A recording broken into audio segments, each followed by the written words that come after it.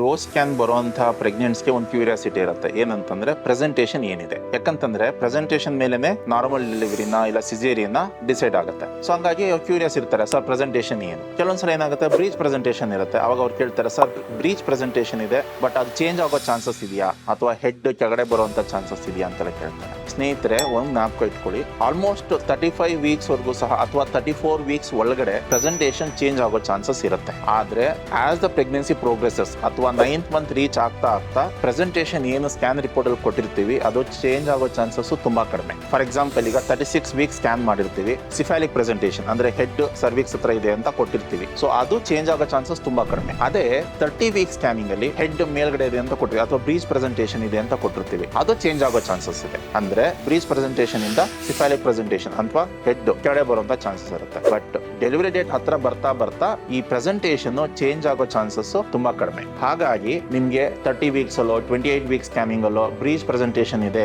ಇಲ್ಲ ಟ್ರಾನ್ಸ್ಫರ್ಸ್ ಇದೆ ಅಂದ್ರೆ ಮಗು ಅಡ್ಡ ಇದೆ ಅಂತ ರಿಪೋರ್ಟ್ ಅಲ್ಲಿ ಬಂದಿದ್ರೆ ಗೋರಿ ಮಾಡ್ಕೊಳ್ಳೋ ಅವಶ್ಯಕತೆ ಇಲ್ಲ. ಯಾಕಂದ್ರೆ ಚೇಂಜ್ ಆಗಿ ಮತ್ತೆ ಸಿಫಾಲಿಕ್ ಪ್ರೆಸೆಂಟೇಷನ್ ಬರುವಂತ ಚಾನ್ಸಸ್ ಡೆಫಿನೆಟ್ಲಿ ಇರುತ್ತೆ. ಜಸ್ಟ್ ಬಿಫೋರ್ ಡೆಲಿವರಿ ಸ್ಕ್ಯಾನಿಂಗ್ ಅಲ್ಲಿ ಏನ್ ಪ್ರೆಸೆಂಟೇಷನ್ ಇರುತ್ತೆ ದಟ್ ಈಸ್ ಇಂಪಾರ್ಟೆಂಟ್. ಅದರ್ವೈಸ್ ಅನಾಮಲಿಲಿ ಇಲ್ಲ ಅರ್ಲಿ ಗ್ರೋತ್ ಸ್ಕ್ಯಾನ್ ಅಲ್ಲಿ ಏನಾದ್ರು ಪ್ರೆಸೆಂಟೇಷನ್ ಕೊಟ್ಟಿದ್ರೆ ಅದ್ರ ಬಗ್ಗೆ ನೀವು ಅಷ್ಟು ವರಿ ಮಾಡ್ಕೊಳ್ಳೋ ಅವಶ್ಯಕತೆ ಇಲ್ಲ.